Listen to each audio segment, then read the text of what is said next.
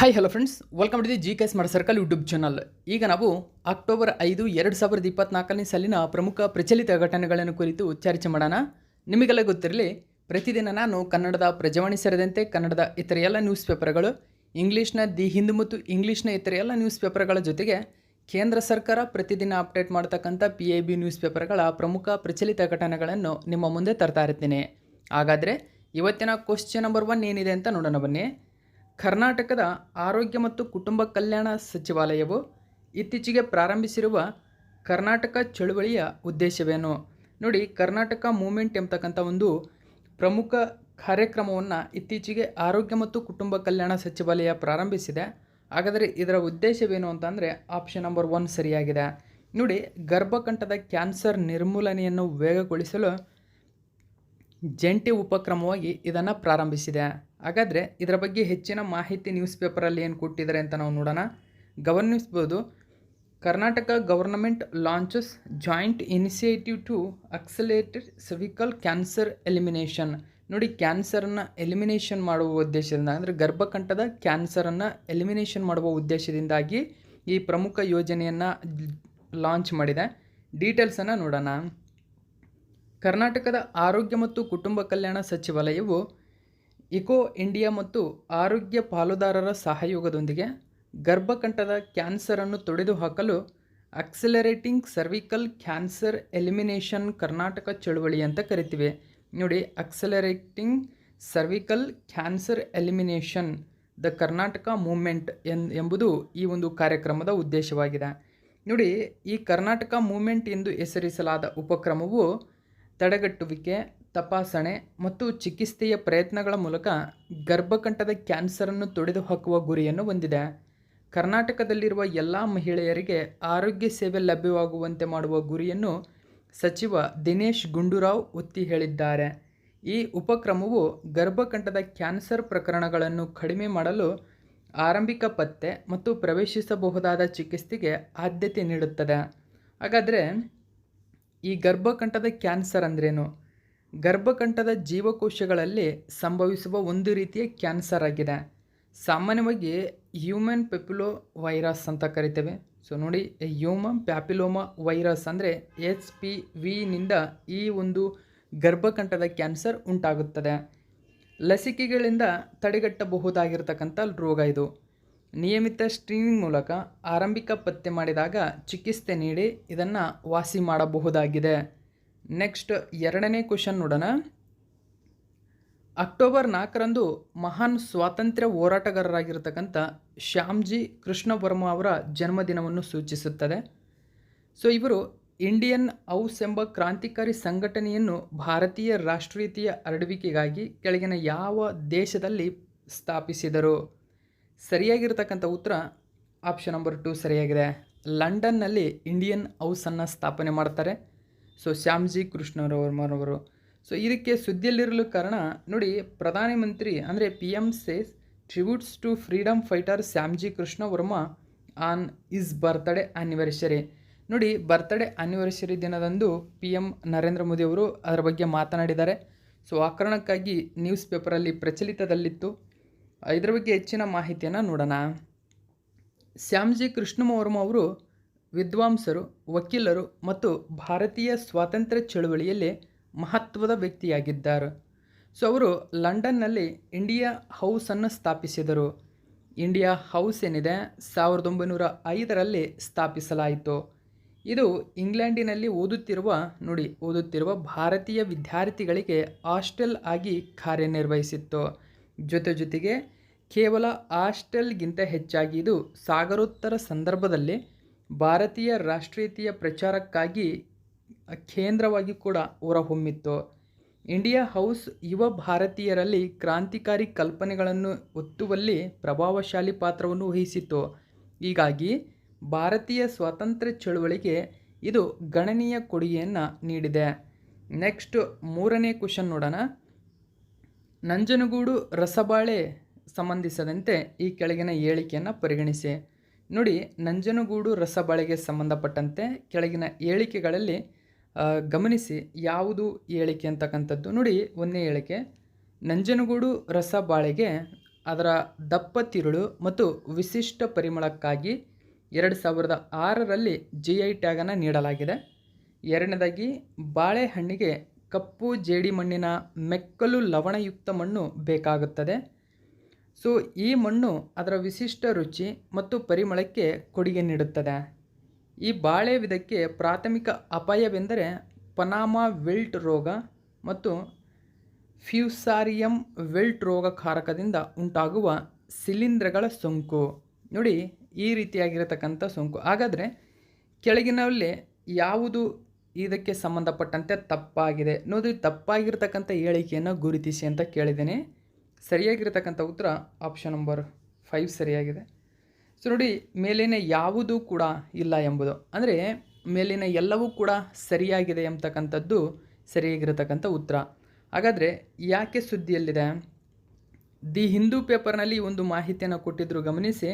So GI tag ಪಡೆದಂತಹ ನಂಜನಗೂಡು ರಸಬಾಳೆಗೆ ಇದೀಗ trigger ಮಾಡಲಾಗಿದೆ, ಅಂದರೆ ರಿವಿವಲ್, ಸೊ ಪುನರುಜ್ಜೀವನಗೊಳಿಸಲಾಗಿದೆ. ಅದಕ್ಕೆ ಅಂದರೆ ಸೊ ಆ ಒಂದು ನಂಜನಗೂಡು ರಸಬಾಳೆಯನ್ನು ವಿಶ್ವವಿಖ್ಯಾತಿಯಾಗಿ ಪ್ರಚಾರಪಡಿಸುವ ಉದ್ದೇಶದಿಂದಾಗಿ ಭಾರತದಾದ್ಯಂತ ಹೆಚ್ಚಿನ ಗುಣಮಟ್ಟದ ಈ ಒಂದು ಬಾಳೆಗೆ ಪುನರುಜ್ಜೀವನ ನೀಡುವ ಉದ್ದೇಶದಿಂದಾಗಿ ಸರ್ಕಾರ ವಿವಿಧ ಕ್ರಮಗಳನ್ನು ಕೈಗೊಳ್ಳಬೇಕು ಎಂಬತಕ್ಕಂಥ ಮಾಹಿತಿ. ನಂಜನಗೂಡು ರಸಬಾಳೆ ವಿಶಿಷ್ಟ ಗುಣಗಳನ್ನು ಮತ್ತು ಆರೋಗ್ಯಕರ ಪ್ರೋಟೀನ್ಗಳನ್ನು ಹೊಂದಿರುವುದರಿಂದ ಇದರ ಹೆಚ್ಚಿನ ಪುನರುಜ್ಜೀವನಕ್ಕಾಗಿ ಸರ್ಕಾರವು ಹಲವಾರು ವಿವಿಧ ಕ್ರಮಗಳನ್ನು ಕೈಗೊಳ್ಳಲು ನಿರ್ಧರಿಸಿದೆ. ಆ ಕಾರಣಕ್ಕಾಗಿ ಪ್ರಚಲಿತದಲ್ಲಿತ್ತು. ಸೊ ನೋಡಿ, ನಂಜನಗೂಡು ರಸಬಾಳೆಗೆ 2006ರಲ್ಲೇ GI ಟ್ಯಾಗನ್ನು ನೀಡಲಾಗಿದೆ. ಸೊ ಇದು ಈ ಬಾಳೆ ಏನಿದೆ ಇದಕ್ಕೆ ಮುಖ್ಯವಾಗಿ ಕಪ್ಪು ಮಿಶ್ರಿತ ಜೇಡಿಮಣ್ಣಿನ ಮೆಕ್ಕಲು ಲವಣಯುಕ್ತ ಮಣ್ಣಿನಲ್ಲಿ ಈ ಬಾಳೆಯನ್ನು ಬೆಳೆಯಲಾಗುತ್ತದೆ. ಇದು ವಿಶಿಷ್ಟ ಸುವಾಸನೆ ಮತ್ತು ಪರಿಮಳಕ್ಕೆ ಪ್ರಮುಖವಾಗಿರತಕ್ಕಂಥ ಒಂದು ಬೆಳೆಯಾಗಿದೆ. ಅಂದರೆ ಈ ವಾಸನೆ ಮತ್ತು ವಿಶಿಷ್ಟವಾಗಿರತಕ್ಕಂಥ ಪರಿಮಳಕ್ಕೆ ಕಾರಣವೇ ಕಪ್ಪು ಜೇಡಿಮಣ್ಣಿನ ಮೆಕ್ಕಲು ಲವಣಯುಕ್ತ ಮಣ್ಣು ಇದಕ್ಕೆ ಕಾರಣವಾಗಿದೆ. ನಂಜನಗೂಡು ರಸಬಾಳೆ ನೋಡಿ, ಇದಕ್ಕೆ ಪ್ಯಾಸರಿಯಂ ವಿಲ್ಟ್ ರೋಗಕಾರಕದಿಂದ ಉಂಟಾಗುವ ಪನಾಮಾ ವಿಲ್ಟ್ ರೋಗವು ಗಮನಾರ್ಹ ಅಪಾಯವನ್ನುಂಟು ಮಾಡುತ್ತದೆ ನಂಜನಗೂಡು ರಸಬಾಳೆಗೆ. ಸೊ ಆ ಕಾರಣಕ್ಕಾಗಿ ಮೇಲಿನ ಹೇಳಿಕೆಗಳಲ್ಲಿ ಇವೆಲ್ಲವೂ ಕೂಡ ಸರಿಯಾಗಿದೆ. ಕರ್ನಾಟಕದ ಮೈಸೂರು ಮತ್ತು ಚಾಮರಾಜನಗರ ಜಿಲ್ಲೆಗಳಲ್ಲಿ ಈ ಬೆಳೆಯನ್ನು ಬೆಳೆಯಲಾಗುತ್ತದೆ. ಸೊ ಭಾರತದಲ್ಲಿ ಬಾಳೆಹಣ್ಣು ನೋಡಿ, ಮಹಾರಾಷ್ಟ್ರವು ಉತ್ಪಾದನೆಯಲ್ಲಿ ಮೊದಲ ಸ್ಥಾನದಲ್ಲಿದೆ ಮತ್ತು ಪ್ರದೇಶದಲ್ಲಿ 2ನೇ ಸ್ಥಾನದಲ್ಲಿದೆ. ಬಾಳೆಹಣ್ಣು ಭಾರತದ ಒಟ್ಟು ಹಣ್ಣಿನ ಉತ್ಪಾದನೆಗೆ 37% ಕೊಡುಗೆಯನ್ನು ನೀಡುತ್ತದೆ. ನೋಡಿ, ಭಾರತದಲ್ಲಿ ಮಹಾರಾಷ್ಟ್ರ ಅತಿ ಹೆಚ್ಚು ಬಾಳೆಹಣ್ಣನ್ನು ಉತ್ಪಾದನೆ ಮಾಡುವ ರಾಜ್ಯವಾಗಿದೆ. ನೆಕ್ಸ್ಟ್ ನಾವು 4ನೇ ಕ್ವಶನ್ ನೋಡೋಣ. ಇತ್ತೀಚೆಗೆ ಉದ್ಘಾಟನೆಗೊಂಡ 2024ನೇ ಸಾಲಿನ 12ನೇ ಆವೃತ್ತಿಯ ಅಂತಾರಾಷ್ಟ್ರೀಯ ಚಲನಚಿತ್ರೋತ್ಸವ ಮತ್ತು ಪರಿಸರ ಮತ್ತು ವನ್ಯಜೀವಿಗಳ ವೇದಿಕೆಯಾಗಿರ್ತಕ್ಕಂಥ ವಾತಾವರಣ ವಿಷಯ ಯಾವುದು? ನೋಡಿ, ಥೀಮ್ 2024ನೇ ಸಾಲಿನ ವಾತಾವರಣ ಫೋರಂ ಅಂತ ಕರಿತೀವಿ, ಅಥವಾ ಒಂದು ವೇದಿಕೆ. ಇದು ವಾತಾವರಣವನ್ನು ಕಾಪಾಡುವ ಉದ್ದೇಶದಿಂದಾಗಿಯೇ ಈ ವೇದಿಕೆಯನ್ನು ಪ್ರತಿ ವರ್ಷ ಆಯೋಜನೆ ಮಾಡಲಾಗುತ್ತದೆ. ಈ ವೇದಿಕೆ ಏನಿದೆ ಈ ವರ್ಷ 12ನೇ ಆವೃತ್ತಿಯದ್ದಾಗಿದೆ. ಸೊ ಇದನ್ನು ನಾವು ಅಂತಾರಾಷ್ಟ್ರೀಯ ಚಲನಚಿತ್ರೋತ್ಸವ ಮತ್ತು ಪರಿಸರ ಮತ್ತು ವನ್ಯಜೀವಿಗಳ ವೇದಿಕೆ ಅಂತ ಕೂಡ ಮೆನ್ಷನ್ ಮಾಡ್ತೀವಿ. ಕಾರಣ ಏನಂದರೆ, ಅಂತಾರಾಷ್ಟ್ರೀಯ ಚಲನಚಿತ್ರೋತ್ಸವ ಅಂತ ಯಾಕೆ ಮೆನ್ಷನ್ ಮಾಡ್ತೀವಿ ಅಂದರೆ, ವಾತಾವರಣಕ್ಕೆ ಸಂಬಂಧಪಟ್ಟಂತಹ ವಿವಿಧ ರೀತಿಯ ಚಲನಚಿತ್ರಗಳನ್ನು ಇದರಲ್ಲಿ ಪ್ರದರ್ಶಿಸಲಾಗುತ್ತದೆ. ಜೊತೆಗೆ ಪರಿಸರ ಮತ್ತು ವನ್ಯಜೀವಿಗಳಿಗೆ ಸಂಬಂಧಪಟ್ಟಂತಹ ವಿವಿಧ ರೀತಿಯ ಚಲನಚಿತ್ರಗಳನ್ನು ಮಾಡಿ ಸೊ ಅವುಗಳನ್ನು ಪ್ರಪಂಚಕ್ಕೆ ಅಥವಾ ಭಾರತದಲ್ಲಿ ವಿವಿಧ ಸ್ಥಳಗಳಿಗೆ ಜನರಿಗೆ ತಲುಪುವಂತೆ ಮಾಡುವುದೇ ಇದರ ಪ್ರಮುಖ ಕಾರ್ಯಕ್ರಮವಾಗಿದೆ. ಸೊ ಈ ವರ್ಷ ಇದರದು 12ನೇ ಕಾರ್ಯಕ್ರಮವಾಗಿದೆ. ಸೊ ಈ ವರ್ಷದ ವಾತಾವರಣ ಥೀಮ್ ಏನು ಅಂತ ಕೇಳಿದರೆ, ಸೊ ಆಪ್ಷನ್ ನಂಬರ್ 2 ಗಮನಿಸಿ, ಜೀವನಕ್ಕಾಗಿ ತೇವಭೂಮಿಗಳು ಎಂಬತಕ್ಕಂಥದ್ದು. ನೋಡಿ, ವೆಟ್ಲ್ಯಾಂಡ್ಸ್ ಲೈಫ್ ಎಂಬುದು ಈ ವರ್ಷದ ಥೀಮ್ ಆಗಿದೆ. ಹೆಚ್ಚಿನ ಡೀಟೇಲ್ಸನ್ನು ನಾವು ತಿಳ್ಕೊಳ್ಳೋಣ. International film festival on environment and wild life, ವಾತಾವರಣ ಅಂತ ಕರಿತೀವಿ. ಸೊ ಇದನ್ನು ಇದೀಗ ಇನಾಗರೇಟೆಡ್ ಮಾಡಲಾಗಿದೆ. ಸೊ ಹೆಚ್ಚಿನ ಡೀಟೇಲ್ಸನ್ನು ನಾವು ತಿಳ್ಕೊಳ್ಳೋಣ. ಗಮನಿಸಿ, ಈ ವರ್ಷದ ಥೀಮ್ ವೆಟ್ಲ್ಯಾಂಡ್ಸ್ ಫಾರ್ ಲೈಫ್ ಎಂಬುದು ಈ ವರ್ಷದ ಥೀಮ್ ಆಗಿದೆ. ಸೊ ಈ ವರ್ಷದ ಫೆಸ್ಟಿವಲ್ನ ಥೀಮ್. ಸೊ ಇದು 12ನೇ ಆವೃತ್ತಿದ್ದು ಎಂಬುದು ನೆನಪಿರಬೇಕು. ಸೊ ಇದನ್ನು ಅಕ್ಟೋಬರ್ 3ರಿಂದ 5ರವರೆಗೆ ನವದೆಹಲಿಯಲ್ಲಿ ನಡೆಸಲಾಗ್ತಾ ಇದೆ. ಸೊ CMS ವಾತಾವರಣ ಎಂದು ಕರೆಯಲ್ಪಡ್ತಕ್ಕಂಥ ಈ ವೇದಿಕೆಯನ್ನು ಸೊ ಅಕ್ಟೋಬರ್ 3ರಂದು ಪ್ರಾರಂಭಿಸಲಾಗಿದೆ. ಇದು ಅಕ್ಟೋಬರ್ 3ರಿಂದ 5ರವರೆಗೆ ನವದೆಹಲಿಯಲ್ಲಿ ನಡೆಯಲಿದೆ. ಹಾಗಾದರೆ ಸೊ ಇದರ ಉದ್ದೇಶವೇನು ನೋಡಿ, ಉತ್ಸವವು ಸಮಕಾಲೀನ ಪರಿಸರ ಸಮಸ್ಯೆಗಳ ಬಗ್ಗೆ ಜಾಗೃತಿ ಮೂಡಿಸಲು ಚಲನಚಿತ್ರಗಳು, ಸಾಕ್ಷ್ಯಚಿತ್ರಗಳನ್ನು ಬಳಸುತ್ತದೆ. ಸೊ ಇಲ್ಲಿ ನಿಮಗೆ ಪಾಯಿಂಟ್ ಔಟ್ ಕ್ಲಿಯರ್ ಆಯಿತು ಅಂದ್ಕೊಳ್ತೀನಿ. ನೋಡಿ, ಈ ಉತ್ಸವದ ಪ್ರಮುಖ ಉದ್ದೇಶ ಪರಿಸರದ ಸಮಸ್ಯೆಗಳ ಬಗ್ಗೆ ಜಾಗೃತಿ ಮೂಡಿಸಲು ಚಲನಚಿತ್ರಗಳು ಮತ್ತು ಸಾಕ್ಷ್ಯಚಿತ್ರಗಳನ್ನು ಬಳಸುತ್ತದೆ. ಸೊ ಇದನ್ನು ಕೇಂದ್ರ ಅರಣ್ಯ ಸಚಿವಾಲಯ, ಹವಾಮಾನ ಬದಲಾವಣೆ ಮತ್ತು ಪರಿಸರ ಬೆಂಬಲದೊಂದಿಗೆ CMS ಇಂಡಿಯಾ ಇದನ್ನು ಆಯೋಜಿಸುತ್ತದೆ. ನೋಡಿ, ಇದನ್ನು ಕೇಂದ್ರ ಅರಣ್ಯ ಸಚಿವಾಲಯ ಮತ್ತು ಹವಾಮಾನ ಬದಲಾವಣೆ ಪರಿಸರ ಸೊ ಏನಿದೆ ಈ ಸಚಿವಾಲಯ ಅಂದರೆ ಅರಣ್ಯ ಸಚಿವಾಲಯದ ಬೆಂಬಲದೊಂದಿಗೆ CMS ಇಂಡಿಯಾ ಈ ಒಂದು ಉತ್ಸವವನ್ನು ಪ್ರತಿ ವರ್ಷ ಆಯೋಜನೆ ಮಾಡುತ್ತದೆ. ಸೊ ಈ ವರ್ಷದ ಥೀಮ್ ಏನು ಅಂತ ನಾವು ನೋಡಿದ್ವಿ, ಜೀವನಕ್ಕಾಗಿ ತೇವಭೂಮಿಗಳ ವೆಟ್ಲ್ಯಾಂಡ್ಸ್ ಫಾರ್ ಲೈಫ್ ಎಂಬುದು ಈ ವರ್ಷದ ಥೀಮ್. ಹಾಗಾದರೆ 25ನೇ ಲಾಲ್ ಬಹದ್ದೂರ್ ಶಾಸ್ತ್ರಿ ರಾಷ್ಟ್ರೀಯ ಪ್ರಶಸ್ತಿಗಳನ್ನು ಇತ್ತೀಚೆಗೆ ಘೋಷಣೆ ಮಾಡಲಾಗಿದೆ ಸ್ನೇಹಿತರೆ. ನೋಡಿ, ಈ ವರ್ಷದ ಈ ಪ್ರಶಸ್ತಿಯನ್ನು ಶ್ರೀಮತಿ ರಾಜಶ್ರೀ ಬಿರ್ಲಾರವರಿಗೆ ನೀಡಿ ಗೌರವಿಸಲಾಗಿದೆ. ಸೊ ಇದು ಕೂಡ ನೆನಪಿರಬೇಕು. 25ನೇ ಲಾಲ್ ಬಹದ್ದೂರ್ ಶಾಸ್ತ್ರಿ ರಾಷ್ಟ್ರೀಯ ಪ್ರಶಸ್ತಿಯನ್ನು ಶ್ರೀಮತಿ ರಾಜಶ್ರೀ ಬಿರ್ಲಾ ಅವರಿಗೆ ನೀಡಲಾಗಿದೆ. ಓಕೆ, ಸೊ ನೆಕ್ಸ್ಟ್ 5ನೇ ಕ್ವಶನ್ ನೋಡಿ. 2024ರ ಅಕ್ಟೋಬರ್ನಲ್ಲಿ ಭಾರತ ಸರ್ಕಾರವು ಇತ್ತೀಚೆಗೆ ಯಾವ 5 ಭಾಷೆಗಳಿಗೆ ಶಾಸ್ತ್ರೀಯ ಸ್ಥಾನಮಾನವನ್ನು ನೀಡಿದೆ? ನೋಡಿ, ಶಾಸ್ತ್ರೀಯ ಸ್ಥಾನಮಾನಗಳು ಓಕೆ ಕ್ಲಾಸಿಕಲ್ ಲ್ಯಾಂಗ್ವೇಜ್ನ 5 ಭಾಷೆಗಳಿಗೆ ಇತ್ತೀಚೆಗೆ ನೀಡಿದೆ. ಹಾಗಾದರೆ ಆ ಭಾಷೆಗಳು ಗಮನಿಸಿ, ಮರಾಠಿ, ಬೆಂಗಾಳಿ, ಅಸ್ಸಾಮಿ, ಪಾಲಿ, ಪ್ರಾಕೃತ ಭಾಷೆಗಳಿಗೆ ಇತ್ತೀಚೆಗೆ ನೀಡಲಾಗಿದೆ. ಇದರೊಂದಿಗೆ 6 ಇದ್ದಂತಹ ಶಾಸ್ತ್ರೀಯ ಭಾಷೆಗಳು ಇದೀಗ 11ಕ್ಕೆ ಏರಿಕೆಯಾಗಿದೆ. ಸೊ ಹೆಚ್ಚಿನ ಡೀಟೇಲ್ಸನ್ನು ನ್ಯೂಸ್ ಪೇಪರಲ್ಲಿ ಏನು ಕೊಟ್ಟಿದೆ ಅಂತ ಗಮನಿಸಿ. ನೋಡಿ, ಈ ಹಿಂದೆ 6 ಶಾಸ್ತ್ರೀಯ ಭಾಷೆಗಳಿದ್ವು, ಇದೀಗ 11ಕ್ಕೆ ಏರಿಕೆಯಾಗಿದೆ. ಸೊ ಈ ಹಿಂದೆ ಇದ್ದಂತಹ 6 ಶಾಸ್ತ್ರೀಯ ಸ್ಥಾನಮಾನದ ಭಾಷೆಗಳು ನೋಡಿ, ತಮಿಳುನಾಡು 2004ರಲ್ಲಿ ತಮಿಳು ಭಾಷೆಗೆ ಶಾಸ್ತ್ರೀಯ ಸ್ಥಾನಮಾನ ಸಿಕ್ಕಿದೆ. 2005ರಲ್ಲಿ ಸಂಸ್ಕೃತ ಭಾಷೆಗೆ, 2008ರಲ್ಲಿ ತೆಲುಗು ಭಾಷೆಗೆ ಮತ್ತು 2008ರಲ್ಲಿ ಕನ್ನಡದಕ್ಕೆ ಎರಡಕ್ಕೂ ಜಂಟಿಯಾಗಿ ನೀಡಲಾಗುತ್ತದೆ. ಸೊ ಮೊದಲು ತೆಲುಗು ಭಾಷೆಗೆ ನೀಡಲಾಗುತ್ತದೆ, ನಂತರ ಮಲಯಾಳಂ 2013, ಒಡಿಯಾ 2014. ಸೊ ಹೀಗೆ 6 ಭಾಷೆಗಳಿಗೆ ಶಾಸ್ತ್ರೀಯ ಸ್ಥಾನಮಾನವನ್ನು ನೀಡಲಾಗಿತ್ತು.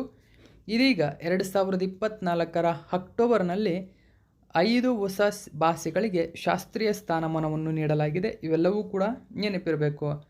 ಇಲ್ಲಿ ಇನ್ನೊಂದು ಪ್ರಮುಖ ಮಾಹಿತಿ ಅಂದರೆ, ಭಾರತಕ್ಕೆ ಯಾವುದೇ ರಾಷ್ಟ್ರೀಯ ಭಾಷೆ ಇಲ್ಲ. ಹಿಂದಿ ಮತ್ತು ಇಂಗ್ಲೀಷ್ ಭಾರತ ಸರ್ಕಾರದ ಅಧಿಕೃತ ಭಾಷೆಗಳು, ಸರ್ಕಾರದ ಅಧಿಕೃತ ಭಾಷೆಗಳಾಗಿರ್ತವೆ ಅಷ್ಟೇ. ಓಕೆ, ಕಾಲಕಾಲಕ್ಕೆ ಮಾನದಂಡಗಳನ್ನು ಪರಿಷ್ಕರಿಸಲಾಗಿದೆ ಮತ್ತು ಪ್ರಸ್ತುತ ಮಾನದಂಡಗಳು ಕೆಳಕಂಡಂತಿವೆ. ಅಂದರೆ ಶಾಸ್ತ್ರೀಯ ಸ್ಥಾನಮಾನವನ್ನು ನೀಡಬೇಕು ಅಂತಂದರೆ ಕಾಲಕಾಲಕ್ಕೆ ಮಾನದಂಡಗಳಿದ್ದಾವೆ.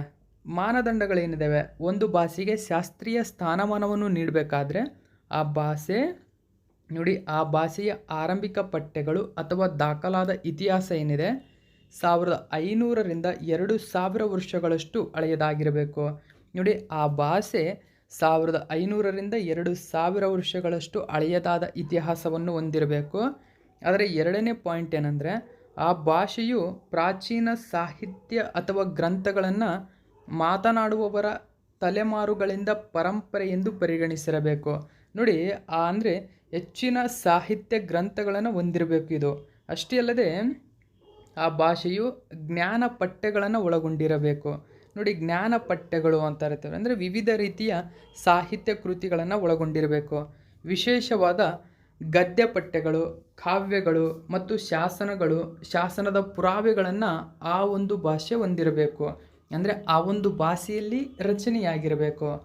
ಶಾಸ್ತ್ರೀಯ ಭಾಷೆಗಳು ಮತ್ತು ಸಾಹಿತ್ಯವು ಅವುಗಳ ಪ್ರಸ್ತುತ ರೂಪದಿಂದ ಭಿನ್ನವಾಗಿರಬಹುದು ಅಥವಾ ಅವುಗಳ ನಂತರದ ರೂಪಗಳೊಂದಿಗೆ ಸ್ಥಗಿತಗೊಳ್ಳಬಹುದು. ಇವು ನೆನಪಿರಲಿ ಇದು.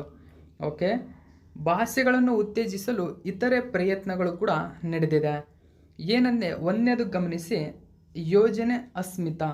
ನೋಡಿ, ಯೋಜನೆ ಅಸ್ಮಿತಾ ಎಂಬುದು 5 ವರ್ಷಗಳಲ್ಲಿ ಭಾರತೀಯ ಭಾಷೆಗಳಲ್ಲಿ 22,000 ಪುಸ್ತಕಗಳನ್ನು ಉತ್ಪಾದಿಸುವ ಗುರಿಯನ್ನು ಅಸ್ಮಿತಾ ಯೋಜನೆ ಹೊಂದಿದೆ. ಹೊಸ ಶಿಕ್ಷಣ ನೀತಿ NEP ಅಂತ ಕರಿತೀವಿ. NEP ನೀತಿಯು ನೋಡಿ ಸಂಸ್ಕೃತ ವಿಶ್ವವಿದ್ಯಾಲಯಗಳನ್ನು ಬಹುಶಿಸ್ತಿನ ಸಂಸ್ಥೆಗಳಾಗಿ ಪರಿವರ್ತಿಸುವ ಗುರಿಯನ್ನು ಹೊಂದಿದೆ.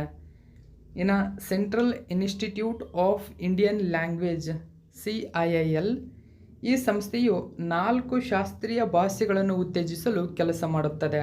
ಹಾಗಾದರೆ ಅವು ಯಾವುವು? ಕನ್ನಡ, ತೆಲುಗು, ಮಲಯಾಳಂ, ಒಡಿಯಾ. ಓಕೆ, ಕೇಂದ್ರೀಯ ಸಂಸ್ಕೃತ ವಿಶ್ವವಿದ್ಯಾಲಯಗಳ ಮಸೂದೆ 2019 ಜಾರಿಗೆ ಬಂದಿದೆ.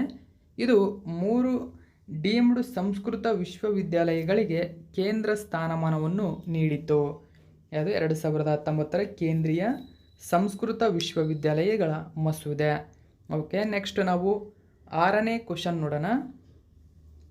2024ರ ಅಕ್ಟೋಬರ್ನಲ್ಲಿ ನೋಡಿ ಪ್ರವಾಸೋದ್ಯಮ ಅಭಿವೃದ್ಧಿಗಾಗಿ ಗಮನಿಸಿ, ಪ್ರವಾಸೋದ್ಯಮ ಅಭಿವೃದ್ಧಿಗಾಗಿ ಏಷ್ಯನ್ ಡೆವಲಪ್ಮೆಂಟ್ ಬ್ಯಾಂಕ್ ಅಥವಾ ADB ಬ್ಯಾಂಕ್ ಕೆಳಗಿನ ಯಾವ ಹಿಮಾಲಯನ್ ರಾಜ್ಯಕ್ಕೆ $162 ಮಿಲಿಯನ್ ಸಾಲ ಪ್ರಯೋಜನವನ್ನು ಅನುಮೋದಿಸಿದೆ?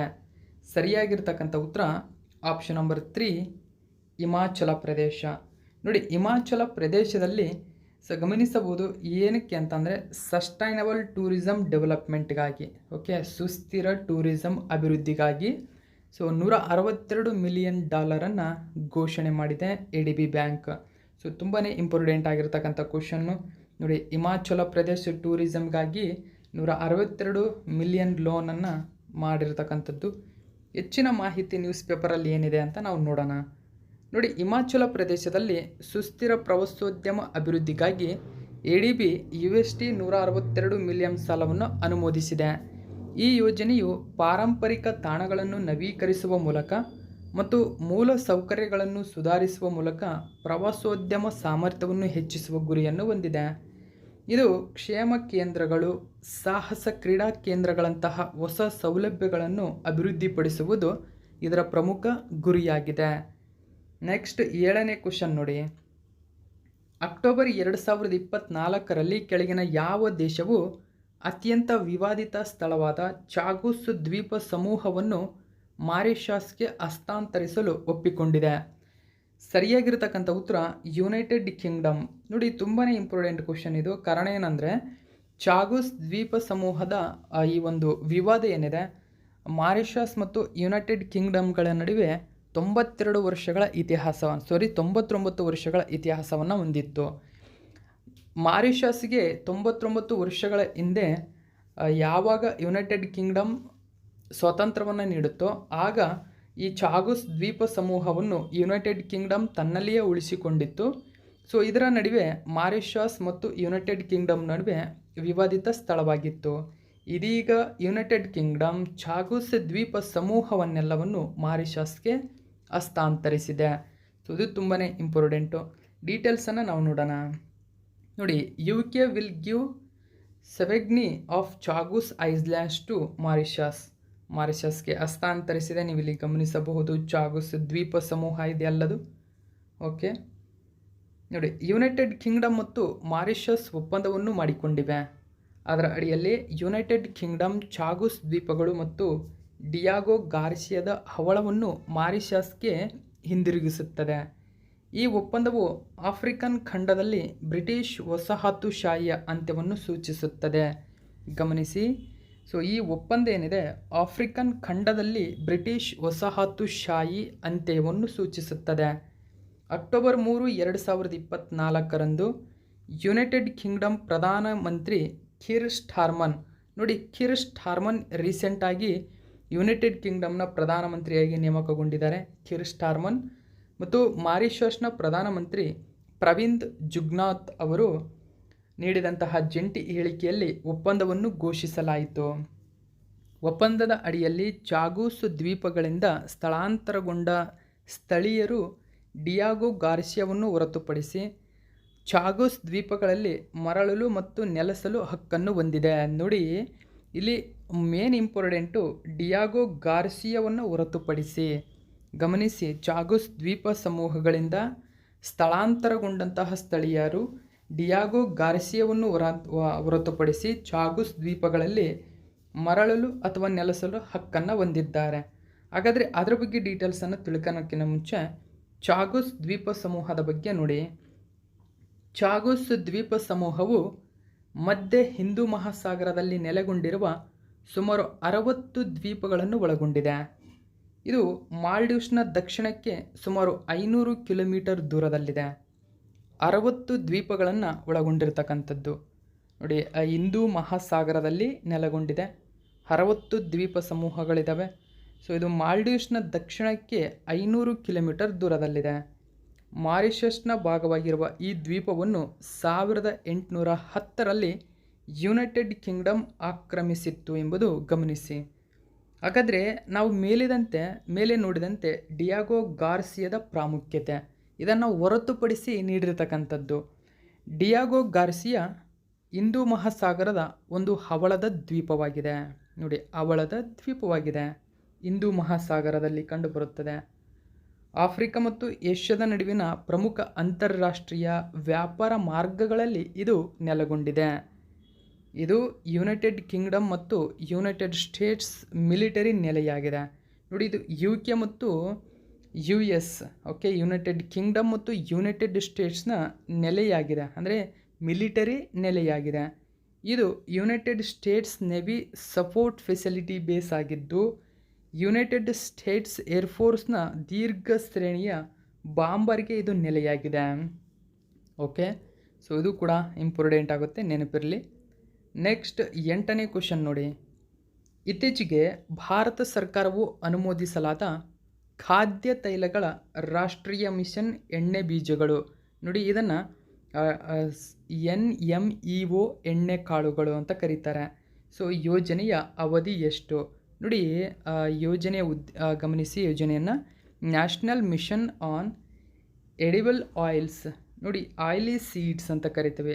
NMEO ಆಯಿಲಿ ಸೀಡ್ಸ್ನ ಒಂದು ಅವಧಿ ಎಷ್ಟು ಅಂತ ಕೇಳ್ತಾರೆ. ಇತ್ತೀಚೆಗೆ ಕೇಂದ್ರ ಸರ್ಕಾರ ಅನುಮೋದಿಸಿದೆ. ಇದರ ಅವಧಿ 2024-25ರಿಂದ 2030-31ರವರೆಗೆ ಇರಲಿದೆ. ಸೊ ಇದಕ್ಕಾಗಿ ಕೇಂದ್ರ ಸರ್ಕಾರ ಗಮನಿಸಿ, government approves 10,000 crore okay. So 10,103 ಕೋಟಿ ರೂಪಾಯಿಯನ್ನು ಈ ನ್ಯಾಷನಲ್ ಮಿಷನ್ಗಾಗಿ ಅನುಮೋದಿಸಿದೆ. 2030ರವರೆಗೂ ಈ ಮಿಷನ್ ಇರಲಿದೆ. ಹೆಚ್ಚಿನ ಡೀಟೇಲ್ಸನ್ನು ಏನಿದೆ ನ್ಯೂಸ್ ಪೇಪರಲ್ಲಿ ಅಂತ ನಾವು ನೋಡೋಣ ನೋಡಿ. ಈ ಯೋಜನೆ ಭಾರತವು ವಿಶ್ವದ ಅತಿದೊಡ್ಡ ಖಾದ್ಯ ತೈಲಗಳನ್ನು ಆಮದು ಮಾಡಿಕೊಳ್ಳುವ ದೇಶವಾಗಿದೆ ಮತ್ತು ಆಮದುಗಳ ಮೂಲಕ ಅದರ ಅವಶ್ಯಕತೆಗಳ 60-65% ಪೂರೈಸ್ತಾ ಇದೆ. ಭಾರತವು ತನ್ನ ತಾಳೆ ಎಣ್ಣೆಯನ್ನು ಇಂಡೋನೇಷ್ಯಾ ಮತ್ತು ಮಲೇಷ್ಯಾದಿಂದ ಪಡಿತಾ ಇದೆ. ಆದರೆ Argentina, Brazil, Russia, Ukraine soya ಎಣ್ಣೆ ಮತ್ತು ಸೂರ್ಯಕಾಂತಿ ಎಣ್ಣೆಯ ಪ್ರಮುಖ ಮೂಲಗಳಾಗಿವೆ. ಸೊ ನೋಡಿ, ತಾಳೆ ಎಣ್ಣೆ, ಸೋಯಾ ಎಣ್ಣೆ, ಸೂರ್ಯಕಾಂತಿ ಎಣ್ಣೆಯ ಪ್ರಮುಖ ಮೂಲ ದೇಶಗಳು ಯಾವುವು, ಭಾರತಕ್ಕೆ ಯಾವ್ಯಾವೆಲ್ಲ ರಫ್ತು ಮಾಡ್ತವೆ ಎಂಬುದು ಕೂಡ ನೆನಪಿರಬೇಕು. ಸೊ ಹಾಗಾದರೆ ಈ ಅವಧಿ ಮತ್ತು ವೆಚ್ಚ ನೋಡಿ. ಸೊ 2030-31ರವರೆಗೆ ಹೇಳಿಲ್ಲ, ಅಂದರೆ 7 ವರ್ಷಗಳ ಒಂದು ಅವಧಿ. ಒಟ್ಟು 10,103 ಕೋಟಿ ರೂಪಾಯಿ ಇದಕ್ಕಾಗಿ ವೆಚ್ಚ ಮಾಡಲಾಗಿದೆ. ಕೇಂದ್ರ ಕೃಷಿ ಮತ್ತು ಕುಟುಂಬ ಕಲ್ಯಾಣ ಸಚಿವಾಲಯದ ಪ್ರಮುಖ ಯೋಜನೆ ಇದು. ಸೊ ಈ ತರಹದ ಪಾಯಿಂಟ್ಗಳು ಇಂಪಾರ್ಟೆಂಟ್ ಆಗುತ್ತೆ. ಸೊ ಜಾರಿಗೊಳಿಸ್ತಾ ಇದೆ, ಅಂದರೆ ಈ ಕೇಂದ್ರ ಕೃಷಿ ಮತ್ತು ಕುಟುಂಬ ಕಲ್ಯಾಣ ಸಚಿವಾಲಯ ಇದನ್ನು ಜಾರಿಗೊಳಿಸ್ತಾ ಇದೆ. ಹಾಗಾದರೆ ಈ ನೆಮೋ ಎಣ್ಣೆಕಾಳುಗಳ ಗುರಿ ಹೀಗಿದೆ. ಸೊ 2030-31ರ ವೇಳೆಗೆ ಪ್ರಾಥಮಿಕ ಎಣ್ಣೆ ಬೀಜ ಉತ್ಪಾದನೆಯಲ್ಲಿ 39 ಮಿಲಿಯನ್ ಟನ್ಗಳಿಂದ 69.7 ಮಿಲಿಯನ್ ಟನ್ಗಳಿಗೆ ಹೆಚ್ಚಿಸುವ ಗುರಿಯನ್ನು ಹೊಂದಿದೆ ನೋಡಿ. 2030-31ರ ವೇಳೆಗೆ ಪ್ರಾಥಮಿಕ ಎಣ್ಣೆ ಬೀಜಗಳೇನಿದ್ದಾವೆ ಅವುಗಳ ಉತ್ಪಾದನೆಯನ್ನು 39 ಮಿಲಿಯನ್ ಟನ್ನಿಂದ 69.7 ಮಿಲಿಯನ್ ಟನ್ಗೆ ಹೆಚ್ಚಿಸುವ ಗುರಿಯನ್ನು ಹೊಂದಿದೆ. ನೆಕ್ಸ್ಟ್ 9ನೇ ಕ್ವಶನ್ ನೋಡೋಣ. ಅಕ್ಟೋಬರ್ 2024ರಲ್ಲಿ ಇಂಟೆಂಟ್ ಪತ್ರಕ್ಕೆ ಸಹಿ ಮಾಡುವ ಮೂಲಕ ಭಾರತವು ಕೆಳಗಿನ ಯಾವ ಜಾಗತಿಕ ವೇದಿಕೆಯನ್ನು ಸೇರಲು ನಿರ್ಧರಿಸಿದೆ ನೋಡಿ. ಗ್ಲೋಬಲ್ ಫೋರಮ್ ಓಕೆ, ಜಾಗತಿಕ ವೇದಿಕೆಯನ್ನು ಸೇರಲು ಭಾರತ ಇದೀಗ ನಿರ್ಧರಿಸಿದೆ.